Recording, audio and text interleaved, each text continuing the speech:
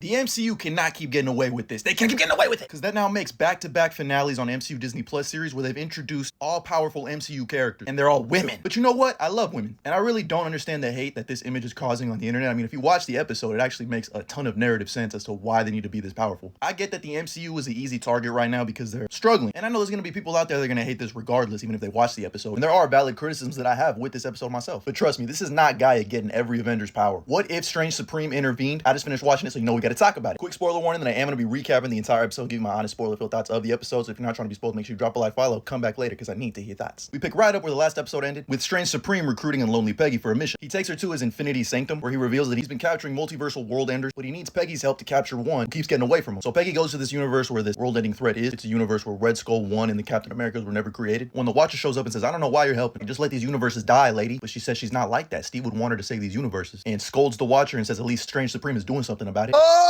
Peggy gets attacked by this supposed world-ending threat, but we find out that it's Coyote. Add her to the list of people that can catch the shield. But Coyote explains to Peggy that Strange Supreme has gone mad, trapping her here. He's trying to capture all-powerful beings to power this device called a Forge, which will be able to bring his universe back. Strange brings him back into the Sanctum and tells Peggy thank you for bringing her. She needs to be exterminated. But then Peggy stops him, realizing he's evil, realizes she's not powerful enough to stop him. So she releases all of these other world-ending villains. It's like a prison breakout scene. She helps Coyote try to go find the Forge to destroy it. And I thought it was cool to see like all these different variants fighting each other. Mind you, these are all universe-ending powerful beings. So with Strange Supreme distracted trying to wrangle up these villains, Coyote and Peggy run into a little problem. Zombie Scarlet Witch and her army of the undead. We get a dope little fight scene fighting Zombie, Coyote and Scarlet Witch getting on. Hey yo, Coyote transports the Scarlet Witch into a, I don't know where, somewhere else. That's when Hela shows up and says thank you for the army of the undead. But not to be outdone by Searcher, who shows up and says you. And then they fight, which allows Peggy and Coyote to escape again. As they're running through the hall, a version of Thanos with all 6 Infinity Stones shows up, but then time begins to slow down. And of course, this is what if, so Thanos is now 0-5 as he gets dusted away by someone. And it's revealed to be Infinity Killmonger. I ain't gonna lie, I thought seeing Killmonger was dope. Kahori uses her powers to separate Killmonger from the suit, and then Peggy puts on the suit, and now she can do the tango too. So Kahori and Peggy start fighting Strange Supreme, who is so damn powerful. He does that little multiple versions of himself thing. Get another beautiful fight scene, ending with this slow motion splash page picture. But then Strange Supreme starts bringing all these multiversal villains to fall into the Forge. They go up and down a few times until Kahori is finally able to stop them from falling into the Forge and sends them home. But also in this process, the villains start throwing some of the most powerful relics to Peggy and Coyote, which leads us to this image here. And trust me, they're gonna need all of these powerful relics. You got Thor's hammer, the 10 ring, Hela's helmet. So they begin beating the brakes off of Strange Supreme, who reveals his true form. Gotta say, bro, looks like a menace. Peggy punches him with the power of all 6 Infinity Stones and is able to temporarily remove all of those demons inside Strange Supreme. He tries to talk some sense into Strange to stop the Forge, but the demon comes back, tackles Peggy into the Forge, so she's able to escape his clutch, as Doctor Strange is able to separate himself and hold the demons at bay as they fall into the Forge, and it blows up. We awaken in that 5th dimension that the Watcher's at, and he explains that he saved her, sent Coyote home, and shows that in the process, Strange Supreme brought his universe back, but at his own life's cost, as Christine is finally back. I don't know about you, but I thought that was a nice little storybook ending to what if Strange Supreme lost his heart. The Watcher says, alright, it's time to send you home. Thank you for everything you've done. Thank you for your service. And she says, can we take the scenic route? And we end on this shot of the world tree that Loki created in Loki Season 2. Loki was fired! But that's how What If Season 2 ends. And I get it, it feels a little rushed, because Strange Supreme barely showed up in a couple of post-credit scenes. And to be honest, if it was up to me, I think What If Season 3 needs to just be actual anthology series. Just let each episode be itself. You don't need an overarching narrative. That's how you get caught in the weeds, because you feel like you need to have like this climactic episode. But for me personally, I love Season 2 more than Season 1, because Season 1 felt more like reskinned stories we had seen before, and Season 2 had more original stories, with inspiration from movies like Blade Runner, Mad Max, etc, etc. But let me know your thoughts down in the comments below, and as always, like and follow for more.